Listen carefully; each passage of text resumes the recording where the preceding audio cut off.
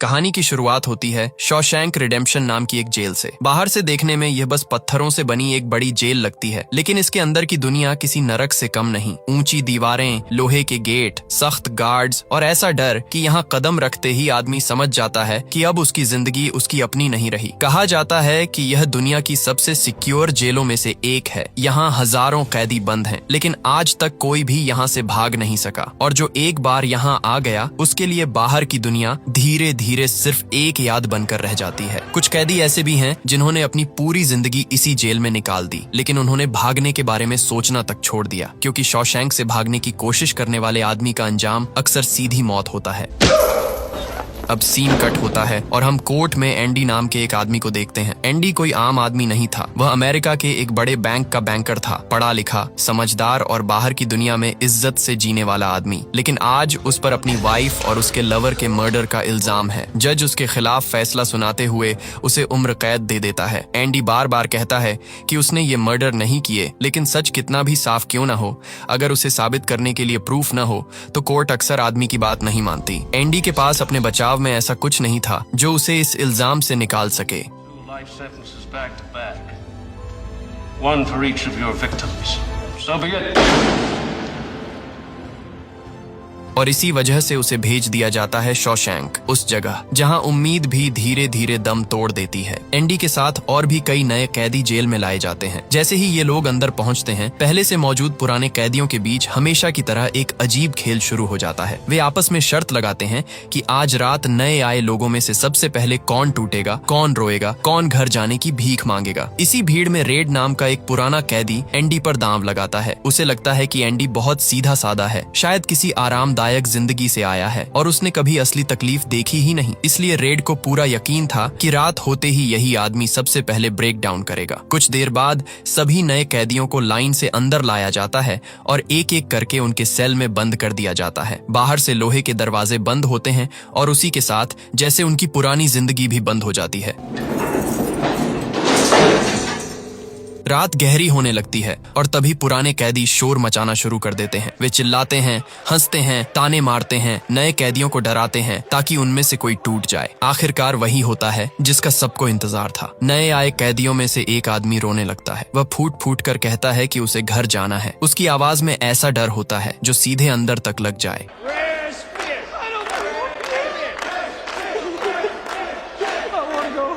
तभी गार्ड्स आते हैं। पहले उसे चुप रहने की वार्निंग देते हैं, लेकिन जब वह नहीं रुकता तो वे उसे घसीटकर सेल से बाहर निकालते हैं और इतनी बेरहमी से पीटते हैं कि उसकी हालत खराब हो जाती है।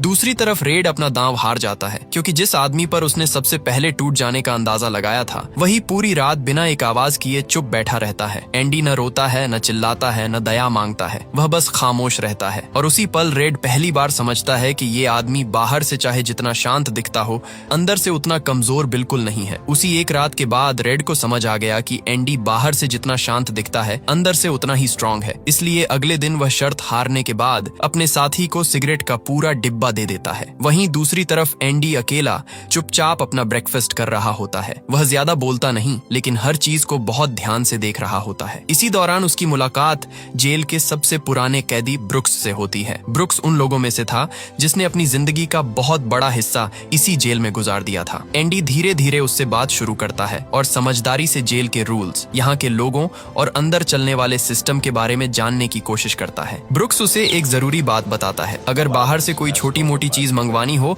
तो यहाँ एक ही आदमी है जो उसका इंतजाम कर सकता है, रेड। ये सुनते ही एंडी बिना देर किए सीधे रेड के पास पहुंच जाता है। वह उससे कहता है कि मैंने सुना है तुम बाहर से लगभग कोई भी चीज अंदर मंगवा सकते हो। रेड हल्की मुस्कान के साथ कहता है कि हाँ, ऑलमोस्ट सब कुछ, बस ऐसी चीज नहीं जो किसी को मारने या जेल से भागने में काम आए। तभी एंडी उससे एक छोटी सी मांग करता है, एक रॉक हैमर, यानी पत्थर तराशने वाला छोटा हथौड़ा। हथौड़े का नाम सुनते ही रेड थोड़ा हैरान होता है। वह पूछता है, तुम्हें हथौड़ा क्यों चाहिए? कहीं तुम इससे किसी का सिर तो नहीं फोड़ने वाले? एंडी बहुत शांति से जवाब देता है कि नहीं, मेरा यहाँ कोई दुश्मन नहीं है। यह सुनकर रेड हल्की सी हंसी के साथ कहता है कि अभी नहीं है, लेकिन जल्द ही कुछ लोग तुम्हारे दुश्मन बनने वाले हैं। फिर वह दूर खड़े कुछ कैदियों की तरफ इशारा करके एंडी को वार्निंग देता है कि इन लोगों से बचकर रहना, इनकी नजर ठीक नहीं है। एंडी उसकी बात सुन तो लेता है, लेकिन वह अभी पूरी तरह नहीं समझता कि रेड उसे कितनी बड़ी बात बता रहा है। अगले दिन रेड उसके लिए वह हथौड़ा मंगवा देता है। जब एंडी उसे देखता है तो उसे वही चाहिए था, लेकिन रेड उसे देखकर हंस पड़ता है। हथौड़ा इतना छोटा होता है कि पहली नजर में खिलौना लगता है। रेड मन ही मन सोचता है कि अगर कोई आदमी इस छोटे से हथौड़े से जेल की दीवार में सुरंग बनाना चाहे तो उसे शायद 600 साल लग जाएं। फिर वह हथौड़ा ब्रुक्स के जरिए एंडी के सेल तक पहुंचा दिया जाता है। ऊपर से ये बस एक मामूली सी चीज लगती है, लेकिन कहानी जानती है कि आगे चलकर यही छोटी चीज सबसे बड़ा राज बनने वाली है। दिन गुजरते रहते हैं। एंडी बाहर से शांत दिखता है, लेकिन जेल उसके लिए आसान नहीं हो रही होती। एक दिन जब वह लॉन्ड्री में काम कर रहा होता है, तभी वही लोग जिनके बारे में रेड ने उसे वार्निंग दी थी उसे पकड़ लेते हैं। जेल में कुछ लोग उन्हें 3 सिस्टर्स के नाम से भी जानते थे और उनका शिकार अक्सर वही बनता था जो अकेला, सीधा या कमजोर दिखे। एंडी खुद को छुड़ाने की पूरी कोशिश करता है, लेकिन सामने 3 आदमी होते हैं। वे पहले उसे बुरी तरह पीटते हैं, फिर उसके साथ जबरदस्ती करते हैं। यह एक बार की बात नहीं रहती, धीरे धीरे यह सिलसिला उसकी जिंदगी का हिस्सा बन जाता है। आने वाले महीनों में, फिर सालों में यही बार बार होता है। वे लोग मौका मिलते ही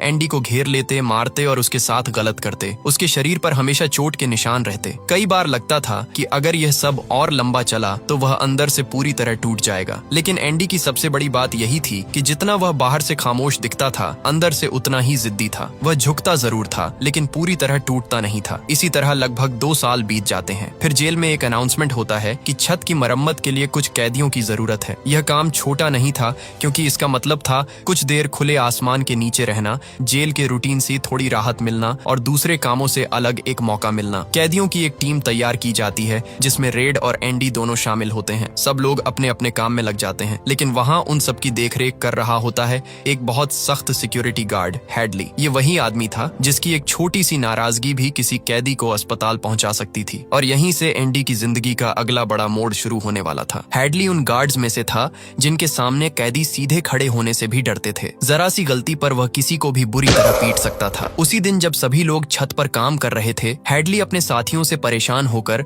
अपने भाई द्वारा छोड़ी गई रकम का जिक्र कर रहा था। उसका भाई हाल ही में मर गया था और पीछे कुछ पैसे छोड़ गया था। समस्या यह थी कि अगर वह रकम सीधे अपने खाते में डालता तो सरकार टैक्स के नाम पर उसका बड़ा हिस्सा काट लेती। बाकी कैदी बस यह बात सुन रहे थे, लेकिन एंडी के लिए यह कोई साधारण बात नहीं थी। वह एक बैंकर था। पैसों, खातों और टैक्स के खेल को वह अच्छी तरह समझता था। कुछ सेकंड सोचने के बाद एंडी सीधे हैडली के पास पहुंच जाता है। उसकी पहली ही बात ऐसी होती है कि हैडली गुस्से से भर उठता है। वह एंडी को पकड़कर छत के किनारे ले जाता है और एक पल के लिए लगता है कि अब वह उसे नीचे फेंक देगा, लेकिन उसी समय एंडी बहुत शांति से उसे समझाता है कि अगर वह अपनी पत्नी पर भरोसा करता है तो अपने भाई की रकम उसके नाम ट्रांसफर करके टैक्स से बच सकता है। वह पूरा तरीका उसे साफ साफ बताता है और साथ ही यह भी कहता है कि अगर वह बाहर किसी वकील के पास जाएगा तो उसे काफी पैसे देने पड़ेंगे, लेकिन वह यह काम उसके लिए मुफ्त में कर सकता है। हैडली धीरे धीरे शांत होता है। अब उसके गुस्से की जगह दिलचस्पी ले लेती है। वह एंडी से पूछता है, बदले में तुम्हें क्या चाहिए? और यहीं एंडी अपनी असली सोच दिखाता है। वह अपने लिए कुछ नहीं मांगता। वह बस इतना कहता है कि जब काम हो जाए तो मेरे दोस्तों को बियर पिला देना। अगले दिन वही होता है। छत पर बैठे कैदी ठंडी बियर पी रहे होते हैं। धूप पड़ रही होती है,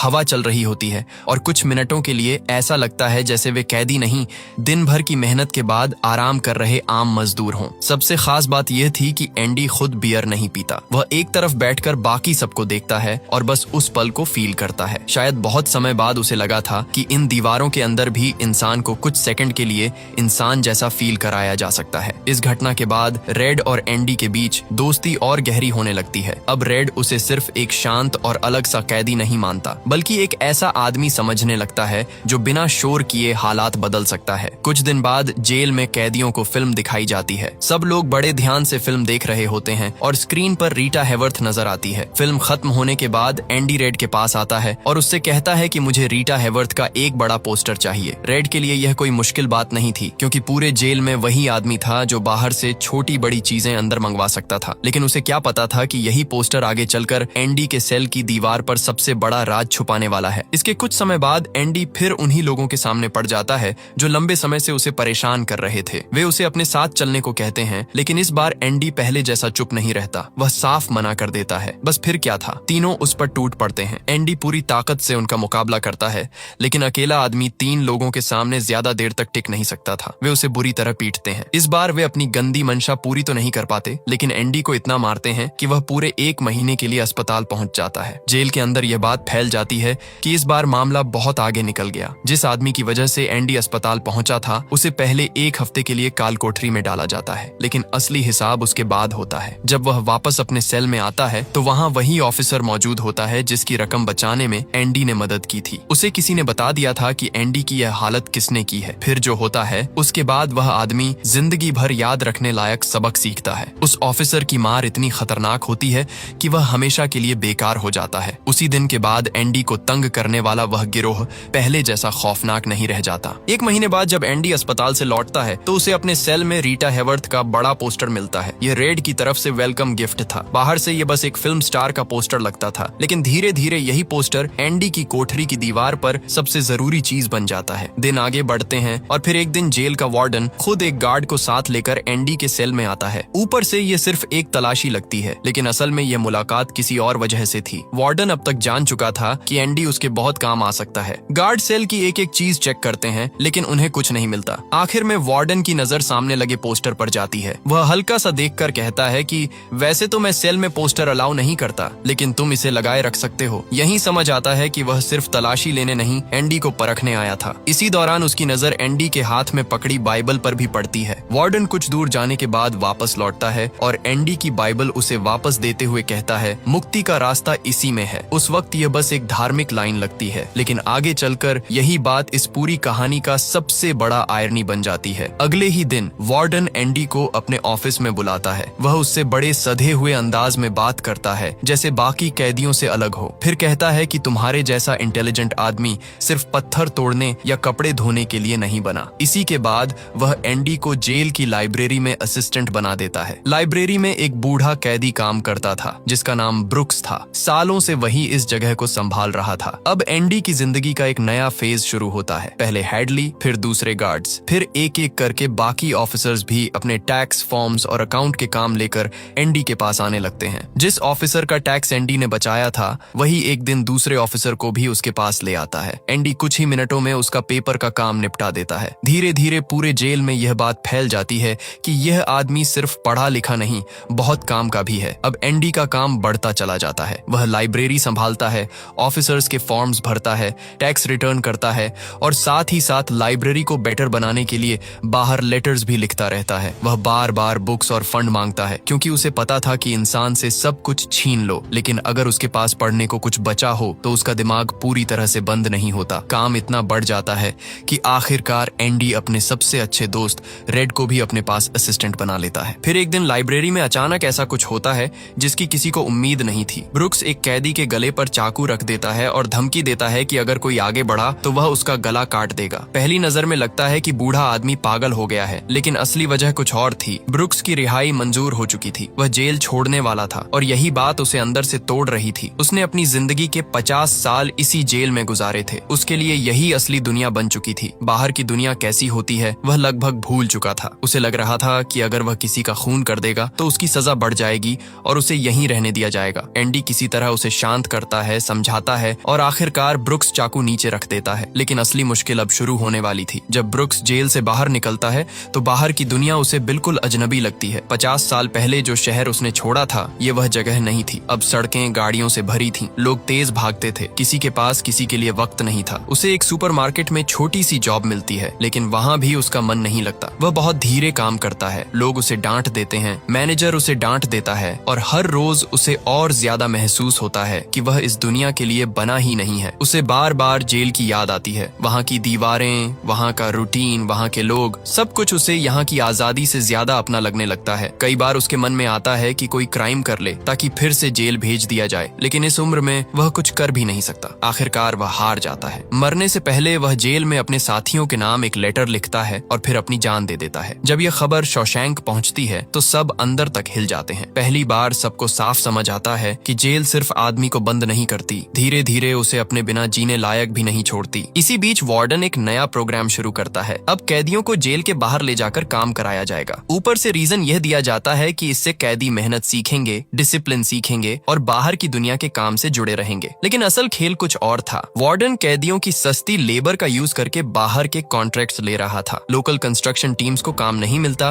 क्योंकि वार्डन आधी कीमत पर वही काम अपने कैदियों से करवा देता है। कैदियों को कोई प्रॉपर मजदूरी नहीं मिलती, लेकिन वार्डन बहुत सारा पैसा बनाता है। यही उसका ब्लैक मनी था। और अब इस पूरे खेल को संभालने के लिए उसके पास एंडी जैसा परफेक्ट आदमी था। एंडी जो बाहर बैंक में काम कर चुका था, बहुत स्मार्ट तरीके से वार्डन का सारा ब्लैक मनी घुमा देता है। वह कागजों में एक ऐसा आदमी बना देता है जो असल दुनिया में है ही नहीं। उसी फेक आइडेंटिटी के नाम पर अकाउंट्स खुलवाता है, पैसे ट्रांसफर करता है, रिकॉर्ड्स बनाता है और सब कुछ इतनी सफाई से करता है कि अगर कल को पुलिस तक बात पहुंच भी जाए तो वह एक ऐसे आदमी को ढूंढ रही होगी जो कभी पैदा ही नहीं हुआ। बाहर से देखो तो एंडी अब वार्डन के लिए बहुत काम का कैदी बन चुका था, लेकिन अंदर ही अंदर वह हर चीज याद भी रख रहा था। फिर जेल में एक नया कैदी आता है, टॉमी। वह जवान है, एनर्जेटिक है और काफी फ्रेंडली नेचर का है। छोटी उम्र में ही वह कई जेलें देख चुका होता है, इसलिए शॉशैंक में घुसते ही उसकी कई लोगों से दोस्ती हो जाती है। खाने की टेबल पर बैठकर वह हंसते हंसते बताता है कि वह काफी समय से चोरी कर रहा है और इसी चक्कर में बार बार जेल आता रहता है। एंडी उसकी बात सुनकर उससे कहता है कि अगर तुम हर बार चोरी करके पकड़े जा रहे हो तो सीधी सी बात है, ये काम तुम्हारे लिए बना ही नहीं है, चोरी छोड़ दो। टॉमी को एंडी की यह बात दिल पर लगती है। उसे पहली बार कोई ऐसा आदमी मिला था जो जेल में भी उससे इंसान की तरह बात कर रहा था। यही वजह थी कि धीरे धीरे वह एंडी में इंटरेस्ट लेने लगता है। थोड़े समय बाद टॉमी रेड से एंडी के बारे में पूछता है। वह कहता है कि एंडी बाकी लोगों जैसा नहीं लगता, पढ़ा लिखा है, डिसेंट है, दिमाग वाला है। फिर ऐसा आदमी जेल में कैसे आ गया? और यहीं से कहानी अगले बहुत बड़े मोड़ की तरफ बढ़ने लगती है। टॉमी रेड से कहता है कि एंडी बाकी कैदियों जैसा बिल्कुल नहीं लगता। वह स्मार्ट है, डिसेंट है और उसमें वह बात है जो जेल के अंदर बहुत कम लोगों में दिखती है। फिर वह सीधा सवाल करता है कि ऐसा आदमी आखिर जेल में आया कैसे? तब रेड उसे बताता है कि एंडी कोई छोटा मोटा आदमी नहीं था, वह एक बड़ा बैंकर था, लेकिन उस पर अपनी वाइफ और उसके लवर के मर्डर का चार्ज लगा था और उसी वजह से उसे उम्र कैद मिली। ये सुनते ही टॉमी अचानक चुप हो जाता है। उसके चेहरे पर ऐसा लुक आता है जैसे उसे कोई पुरानी बात याद आ गई हो। थोड़ी देर बाद वह एंडी को बुला लेता है। अब वहाँ टॉमी, एंडी और रेड तीनों साथ बैठे होते हैं। टॉमी धीरे धीरे एक पुरानी बात बताना शुरू करता है। वह कहता है कि करीब 4 साल पहले वह एक दूसरी जेल में था। वहाँ उसकी मुलाकात एक ऐसे कैदी से हुई थी जो अपने क्राइम्स को बड़ा चढ़ाकर सुनाने में मजा लेता था। एक दिन उसने गर्व से बताया कि वह एक घर में चोरी करने गया था, लेकिन अंदर मामला बिगड़ गया। घर का आदमी जाग गया और पकड़े जाने के डर से उसने उस आदमी को भी मार दिया और उसकी पत्नी को भी। बाद में उसे पता चला कि वे दोनों हस्बैंड वाइफ नहीं बल्कि लवर्स थे और वह औरत किसी बड़े बैंकर की पत्नी थी। फिर कुछ समय बाद जब टॉमी ने अखबार में उसी केस की खबर पढ़ी तो उसे मालूम हुआ कि पुलिस ने उन दोनों के मर्डर का ब्लेम उस बैंकर पर डाल दिया और उसे जेल भेज दिया। यह सब सुनते ही एंडी को समझ आ जाता है कि वह शुरू से बेगुनाह था। जिस गुनाह की सजा वह इतने सालों से काट रहा था वह उसने किया ही नहीं था। ये बात पता चलने के बाद एंडी के अंदर सालों बाद पहली बार सच में उम्मीद जागती है। वह तुरंत वार्डन के पास जाता है और उसे पूरी बात बताता है। वह चाहता है कि केस दोबारा खुले, सच्चाई सामने आए और उसे आजादी मिले। लेकिन वार्डन कोई बेवकूफ आदमी नहीं था। वह जानता था कि एंडी सिर्फ एक कैदी नहीं, उसकी पूरी काली कमाई का दिमाग है। वही आदमी उसके ब्लैक मनी को सेफ रखता है, उसके फेक रिकॉर्ड संभालता है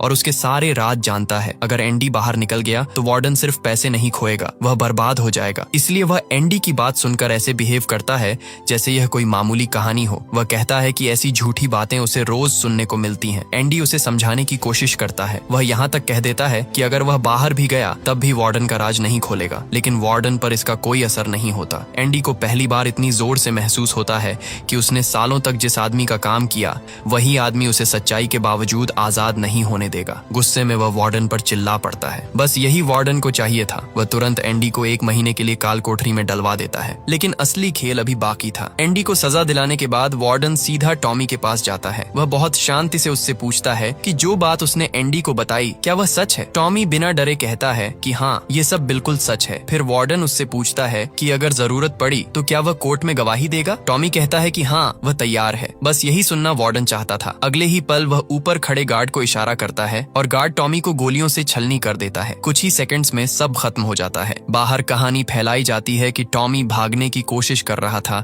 इसलिए उसे मारना पड़ा। लेकिन सच्चाई यह थी कि वार्डन ने अपने राज बचाने के लिए एक और आदमी की जान ले ली थी। इसके बाद वार्डन वापस एंडी के पास जाता है और बहुत ठंडे चेहरे के साथ उसे बताता है कि टॉमी भाग भागते हुए मारा गया। एंडी सब समझ जाता है। अब उसके लिए कोई डाउट नहीं बचता। वह जान जाता है कि वार्डन कितना घटिया और खतरनाक आदमी है। गुस्से में वह साफ कह देता है कि आज के बाद वह उसका कोई काम नहीं करेगा, लेकिन वार्डन उसे भी अपने तरीके से तोड़ने की कोशिश करता है। वह कहता है कि काम तो तुम्हें करना ही पड़ेगा, वरना मैं इस जेल को तुम्हारे लिए सचमुच नरक बना दूंगा। इतना कहकर वह जाते जाते गार्ड को ऑर्डर देता है कि एंडी को एक और महीने के लिए काल कोठरी में डाल दिया जाए। काल कोठरी शॉशैंक की सबसे डरावनी जगहों में से एक थी। छोटा सा अंधेरा कमरा जहां आदमी दिन नहीं देखता, सिर्फ समय को घुटते हुए महसूस करता है। एंडी 1 महीना पहले ही वहां काट चुका था और अब उसे एक और महीना उसी काले अंधेरे में बिताना था। बाहर जेल में धीरे धीरे यह बात फैल जाती है कि एंडी उस गुनाह की सजा काट रहा है जो उसने किया ही नहीं। कैदियों के बीच उसके लिए दुख भी होता है और गुस्सा भी, लेकिन शॉशैंक में सच्चाई जान लेने से कुछ बदलता नहीं जब तक पावर किसी और के हाथ में हो। पूरे 2 महीने काल कोठरी में गुजारने के बाद जब एंडी बाहर आता है तो रेड उसके पास आता है। दोनों के बीच एक अजीब सी खामोशी होती है। तभी एंडी रेड से पूछता है कि क्या तुम कभी इस जेल से बाहर निकल पाओगे? रेड कड़वी हंसी के साथ कहता है कि हाँ, शायद तब जब वह इतना बूढ़ा हो जाएगा कि उसका दिमाग काम करना बंद कर देगा। तब एंडी पहली बार अपने उस सपने की बात खुलकर करता है जिसे वह इतने समय से अपने अंदर छिपा कर बैठा था। वह कहता है कि वह एक दिन यहाँ से निकलेगा और मेक्सिको जाएगा, समुद्र किनारे एक खूबसूरत सी जगह पर रहेगा,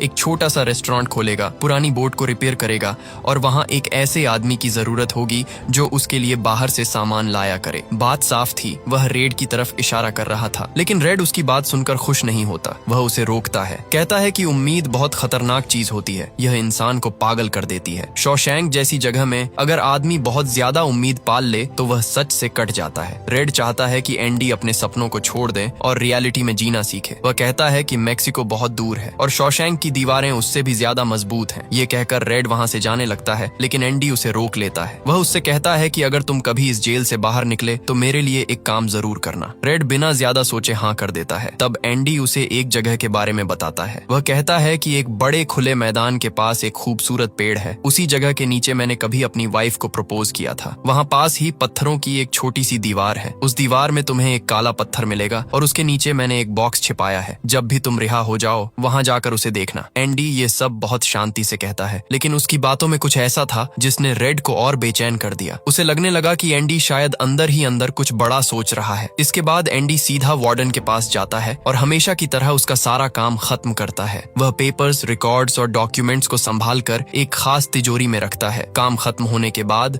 वार्डन उसे अपने कपड़े देता है और कहता है कि इन्हें प्रेस करवा देना और मेरे जूतों को ऐसे चमकाना कि उनमें चेहरा दिखे। एंडी चुपचाप सब ले लेता है और वापस अपने सेल में लौट आता है। बाहर से सब कुछ बिल्कुल नॉर्मल लगता है, लेकिन उसी रात बहुत कुछ बदलने वाला होता है। उधर रेड पूरी रात बेचैन रहता है। उसे बार बार यही डर सताता है कि एंडी कहीं खुद को नुकसान न पहुंचा दे। काल कोठरी, टॉमी की मौत और वार्डन की गंदगी, ये सब किसी भी आदमी को तोड़ सकता था। रात किसी तरह कटती है और सुबह हो जाती है। रोज की तरह सेल खुलते हैं, कैदी बाहर निकलते हैं, गिनती शुरू होती है। लेकिन इस बार एक अजीब बात होती है, एंडी अपने सेल से बाहर नहीं आता। 20 साल में पहली बार ऐसा हुआ था कि वह सुबह लाइन में दिखाई नहीं दिया। रेड की बेचैनी और बढ़ जाती है। अब उसे सच में लगने लगता है कि कहीं एंडी ने कुछ कर तो नहीं लिया। तभी एक गार्ड गुस्से में एंडी के सेल की तरफ बढ़ता है। वह दरवाजा खोलता है और अगले ही पल उसकी आंखें फैल जाती हैं। अंदर कोई नहीं होता, सेल खाली था। एंडी वहां से गायब हो चुका था। उसी वक्त पूरे जेल में सायरन बज उठता है। वार्डन भागता हुआ एंडी के सेल तक पहुंचता है, लेकिन उसे अभी तक समझ नहीं आ रहा होता कि आखिर हुआ क्या है। रात को जब एंडी उसका काम खत्म करके गया था तब वह चुपचाप वार्डन के चमकदार जूते पहन चुका था और अपने पुराने घिसे हुए जूते उसके शू बॉक्स में छोड़ गया था। सिर्फ इतना ही नहीं, उसने वार्डन की सीक्रेट सेफ से असली ब्लैक मनी वाले रिकॉर्ड्स भी निकाल लिए थे और उनकी जगह अपनी पुरानी बाइबल रख दी थी। लेकिन वार्डन को इस खेल का अंदाजा अभी तक नहीं था। एंडी का सेल खाली देखकर वार्डन के होश उड़ जाते हैं। वह गुस्से में गार्ड्स पर चिल्लाता है और तुरंत रेड को बुलाने का ऑर्डर देता है, क्योंकि उसे पता था कि अगर जेल में एंडी किसी पर ट्रस्ट करता था तो वह रेड ही था। रेड को सामने लाया जाता है। वार्डन उस पर बरस पड़ता है और पूछता है, एंडी कहाँ गया? रेड साफ कहता है कि उसे कुछ नहीं पता। यह सुनकर वार्डन और भी पागल हो जाता है। गुस्से में वह कमरे में पड़ा पत्थर उठाकर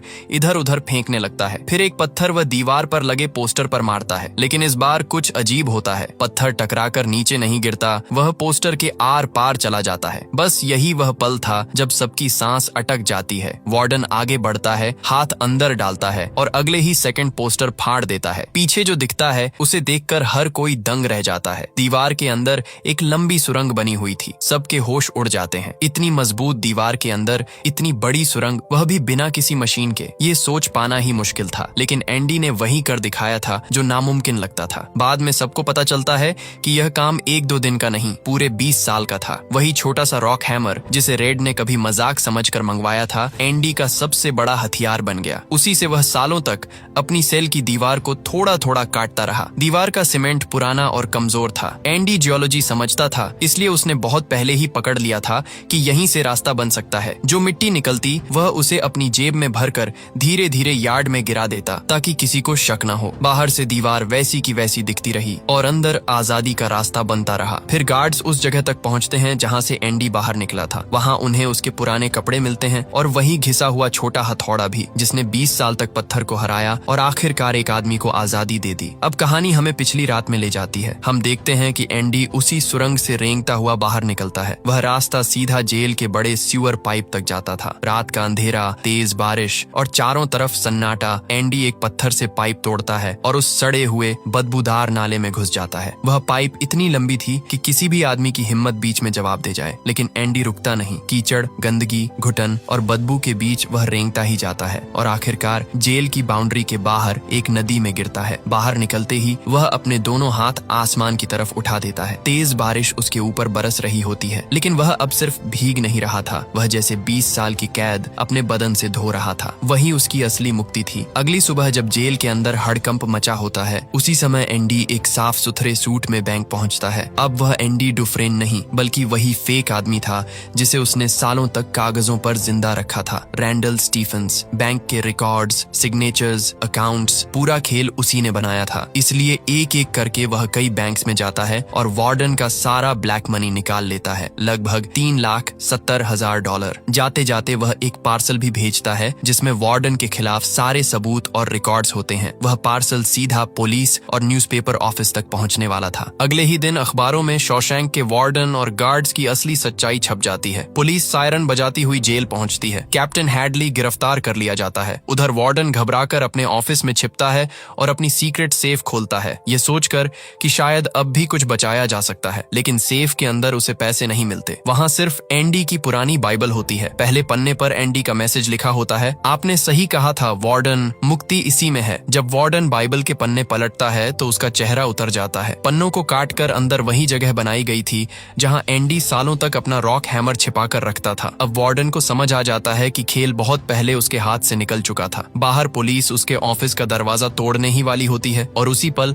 वह अपनी दराज से बंदूक निकालता है और खुद को गोली मार लेता है। कुछ समय बाद आखिरकार रेड की भी रिहाई हो जाती है, लेकिन ब्रुक्स की तरह उसे भी बाहर की दुनिया से डर लगने लगता है। इतने सालों बाद आजादी आसान नहीं लगती। बाहर की हवा खुली जरूर है, लेकिन दिल अब भी कैद में होता है। उसे लगता है कि शायद वह इस दुनिया में जी नहीं पाएगा, लेकिन तभी उसे एंडी से किया हुआ वह वादा याद आता है। रेड उस बड़े मैदान और उस खूबसूरत पेड़ को ढूंढता हुआ वहां पहुंचता है। पत्थरों की दीवार के नीचे उसे वही काला पत्थर मिलता है और उसके नीचे एक बॉक्स। उस बॉक्स में कुछ पैसे और एंडी की एक चिट्ठी होती है। उस चिट्ठी में लिखा होता है, उम्मीद एक अच्छी चीज है, शायद सबसे अच्छी, और अच्छी चीजें कभी नहीं मरती। बस फिर रेड फैसला कर लेता है। वह अपनी पुरानी जिंदगी पीछे छोड़ देता है और मेक्सिको के जिहुआतानेजो के लिए निकल पड़ता है। सीन कट होता है और हम नीले समंदर का किनारा देखते हैं। वहाँ एक पुरानी बोट के पास एक आदमी काम कर रहा होता है। रेड मुस्कुराते हुए उसकी तरफ बढ़ता है। वह आदमी पलटता है। वह एंडी था। इतने सालों के दर्द, अंधेरे, अपमान और इंतजार के बाद